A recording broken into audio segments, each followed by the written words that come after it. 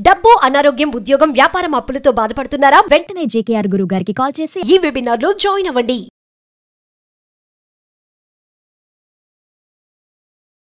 Hi hello నమస్తే, welcome back to Suman TV. ప్రముఖ జ్యోతిష్యులు, life coach, money skills, law of attraction, Brahmashri doctor JKR గారు ఉన్నారు. గురుగారితో మాట్లాడదాం.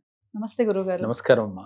గురుగారు, ఇప్పుడు విశ్వంతో ఈజీగా కనెక్ట్ అయ్యే ప్రపంచంలోనే నెంబర్ 1 టెక్నిక్ ఉంది అంటే, అది గనక మనం ఫాలో అవుతే కోటీశ్వర్లు అవుతాము అంటే ఏం చెప్తారు? ఆ టెక్నిక్ ఒకసారి. మంచి క్వశ్చన్ రా. చాలా మందికి తెలుసు కానీ మీద ఆచరించాం. వాస్తవంగా ఏంటంటేరా, గ్రాటిట్యూడ్ అనేది చాలా అవసరం ఉండదు తల్లి. ఈ చిన్న టెక్నిక్ గనక పాటిస్తే జీవితంలో మనం ఏది కావాలనుకున్నా, అది డబ్బు కావచ్చు, ఇల్లు కావచ్చు, కారు కావచ్చు, ఈజీగా మనం పొందవచ్చు. మనం ఏం చేయాలంటే ప్రతినిత్యం కృతజ్ఞతా భావము అనేది కలిగి ఉండాలి. అయితే ఎవరి మీద కృతజ్ఞతా భావం కలిగి ఉండాలి? మనం ఇప్పటి వరకు యూనివర్స్కి, పంచభూతాలకి, ఎన్నిటికీ కృతజ్ఞతా భావం కలిగి ఉండాలని గత వీడియోలో మనం చెప్పుకున్నాం. వాటితో పాటుగా మనం కృతజ్ఞత కలిగి ఉండవలసింది మన పైన మనమే కృతజ్ఞత కలిగి ఉండాలమ్మా. అంటే మనకి మనమే ప్రతినిత్యం కృతజ్ఞత తెలియచేసుకోవాలి. ఏమిటి అంటారా? సహజంగా మనం ఇవాళ మనుగడ జరుగుతుంది మనకి అనంటే ప్రతినిత్యము కూడా మన 2 కళ్ళు మనకి చూపునిస్తూ ఉన్నాయి. కానీ మన కళ్ళని గుర్తిస్తున్నామా అంటే అది మన ఇంట్లోనే, మన పాటలోనే, మన శరీరంలో ఉన్నట్టుగా ఉంది కాబట్టి మనం వాటిని గుర్తించలేకపోతున్నాం. అందుకని ప్రతినిత్యం మన కళ్ళకి కృతజ్ఞత చూపించాలి. ఏమని? ప్రతినిత్యం నాకు జీవితాన్ని అంటే అన్నిటిని చూపిస్తున్న నీకు కృతజ్ఞతలు అని. ఆ గ్రాటిట్యూడ్ ఎప్పుడైతే మనలో ఉందో, మన శరీరంలో ఉన్న అవయవాలు ప్రతి ఒక్క దానికి పార్ట్ టు పార్ట్, ఉదాహరణకి మనకి బ్రెయిన్ అంటే ఏంటి? మంచి ఆలోచనలు ఇస్తూ ఉన్నందుకు నా బ్రెయిన్ కి కృతజ్ఞతలు. అలాగే చెవులకి నాకు ప్రతినిత్యం శబ్దాలు అంటే మాటలు వినటానికి సహాయం చేస్తున్నందుకు నా 2 చెవులకి కృతజ్ఞతలు. ఇది చాలా వరకు వినేవాళ్ళకి అతిశయోక్తిగా ఉండొచ్చేమో. ఎందుకని ఇదేంట్రా మన అవయవాలకు మనం కృతజ్ఞతలు చెప్పటం ఏంటి అని. ఒక్కరోజు నీ శరీరంలో ఉన్న ఒక్క అవయవం ఏదైనా ఇబ్బంది పెట్టి నేను కొంచెం రెస్ట్ తీసుకుంటాను అంటే నీ అవస్థ ఎలా ఉంటుందమ్మా? చాలా కష్టం. ఒక్క నిమిషం మన పళ్ళు ఉన్నాయిరా తల్లి, రోజు ఆహారం తీసుకుంటున్నాం, ఒక్కరోజు నాకు రెస్ట్ కావాలన్నాయి, నీ పరిస్థితి ఏమిటి? ఇంకా అవస్థ వర్ణనాతీతం. కళ్ళు రెస్ట్ తీసుకుంటాయి, నీ పరిస్థితి ఏమిటి? అందుకని మనం గుర్తించగలగాలి. అంటే ఎదుటి వ్యక్తిని గుర్తించే ముందు నీకు ప్రతినిత్యం దైనందిన జీవితంలో ఉపయోగపడే శరీరంలో ఉన్న అవయవాల్ని ప్రతిదానిని గుర్తించగలిగితే, అది చెవులు కావచ్చు, నోరు కావచ్చు, పళ్ళు కావచ్చు, కళ్ళు కావచ్చు, ఎలా మీకు ఉపయోగపడుతున్నాయో. ఉదాహరణకి మనం చెవులు అనుకున్నాం, మనం ప్రతినిత్యం వినటానికి ఉపయోగపడినందుకు చెవులకి కృతజ్ఞతలు. అలాగే ప్రతినిత్యం తినటానికి ఉపయోగపడినందుకు పళ్ళకి కృతజ్ఞతలు. ఇలా చేతులకి ప్రతినిత్యం మనం ఏ పని చేయాలన్నా కూడా సహకరిస్తున్నందుకు చేతులకి కృతజ్ఞతలు. ఇలా ప్రతినిత్యం మన పార్ట్ కూడా మనం కళ్ళు మూసుకుని మీ యొక్క అవయవాలకి కృతజ్ఞతాభావం తెలియచేయాలి. అలా మీరు తెలియచేసిన కొద్దీ మీకు ఉదాహరణగా ఒక వ్యక్తికి మోకాళ్ళ నొప్పులు ఉన్నాయి. మోకాళ్ళ నొప్పులు ఎన్ని మందులు వాడినా తగ్గట్లేదు. వాళ్ళకి చిన్న రెమెడీ చెప్పాం. ఏమిటి? మీరు వాడే మందులు మీరు వాడుకుంటూ ప్రతిరోజు కూడా మీ కాళ్ళకి కృతజ్ఞతలు చెప్పండి. ఏమని? నేను పుట్టినప్పటి నుంచి ఆవిడకి ఒక 40-50 ఏళ్ళు ఉన్నాయి అనుకున్నాను. 50 ఏళ్ల జీవితంలో నాకు నడవటానికి సహకరిస్తున్న మీ కాళ్లకు, నా కాళ్లకు కృతజ్ఞతలు అని ఒక 108 సార్లు, లేకపోతే అన్లిమిటెడ్ ఆ రోజల్లాను కళ్ళు మూసుకుని, లేదు నడుస్తున్నా పడుకున్నా కూడా కృతజ్ఞతా భావంతో కాళ్ళపైన ఉండండి. మీరు వాడే మెడిసిన్ మీరు వాడుకుంటూ ఉండండి. ఇలా 6 నెలలు 3 నెలలు అయ్యేసరికి ఆవిడకి మోకాళ్ళ నొప్పులు తగ్గినాయి. ఈ వీడియో కూడా మనకి చూపిస్తారు రేపు మన ఛానల్లో. ఎందుకని అంటే ఎప్పుడైతే కృతజ్ఞతా భావం మీలో ఉందో అవయవాలు కూడా స్పందిస్తాయి అని దీనికి అర్థమైంది.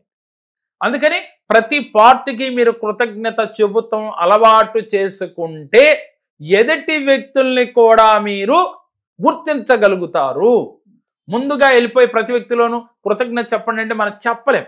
శత్రువు దగ్గరికి వెళ్ళి మనం వెళ్ళి అయ్యా మీరు సహాయం చేసినందుకు కృతజ్ఞతలు అనలేం.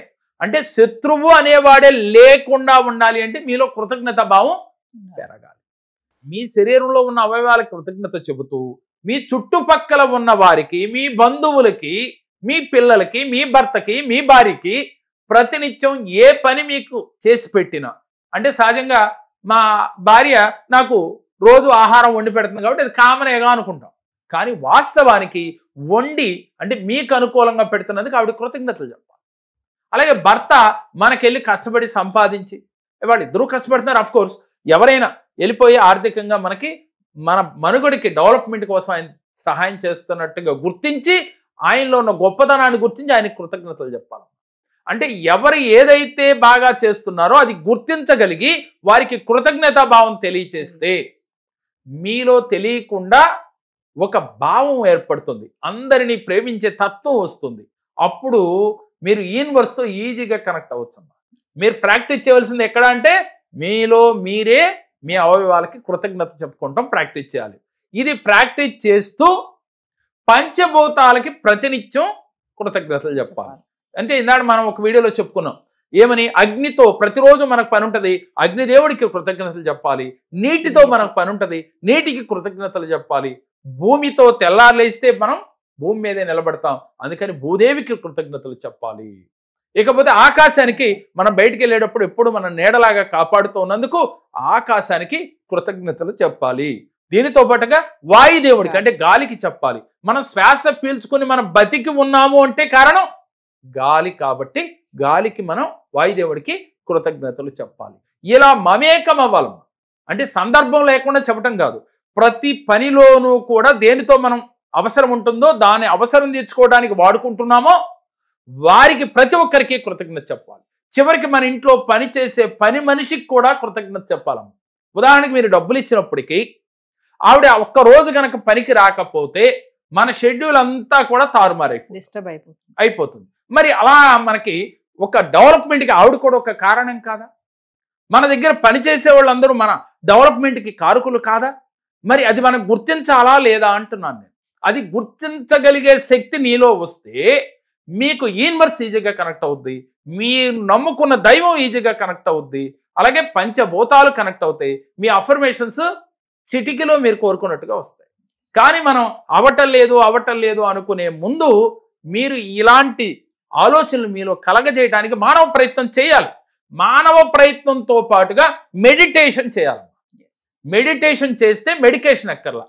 సంఘర్షణలు పోవాలి అంటే మనం ఆ ఎదుటి వారిని కానీ డబ్బుని కానీ ఆకర్షించాలి అంటే మెడిటేషన్ చేయాలి. ఈ మెడిటేషన్ చేస్తే మనం అందరినీ ప్రేమించగలిగే ఒక మనస్తత్వం వస్తుంది, మీ ఆలోచనలు మీ కంట్రోల్లోకి వస్తాయి. కాబట్టి ఈజీగా మనం ఏదైనా సాధించాలి అంటే కృతజ్ఞతాభావం చాలా అవసరం.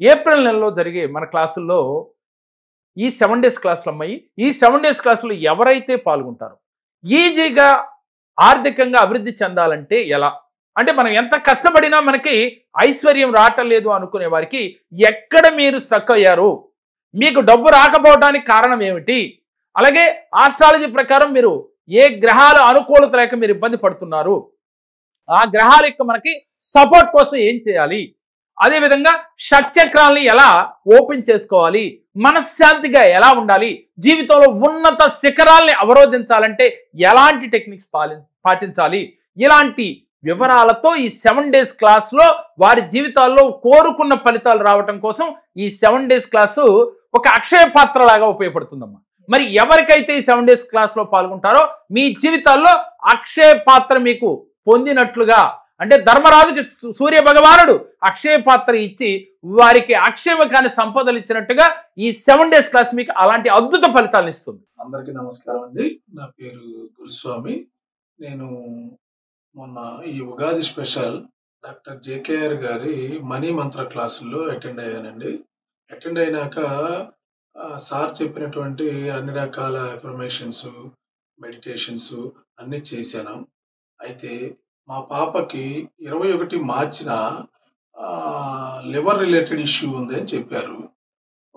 ఈ ఉగాది స్పెషల్ ఏదైతే ఉందో మనీ మంత్ర క్లాసులు అటెండ్ అయినాక సార్ని కలిసిన తర్వాత నాకు నా జీవితంలో ఒక అద్భుతం జరిగింది. అది ఏమిటంటే నిన్న 2 ఏప్రిల్న మళ్ళా లివర్ టెస్ట్ చేయడం జరిగింది. పాపకి చాలా ఆరోగ్యంగా ఉందని, చాలా బాగుందని డాక్టర్ చెప్పారు.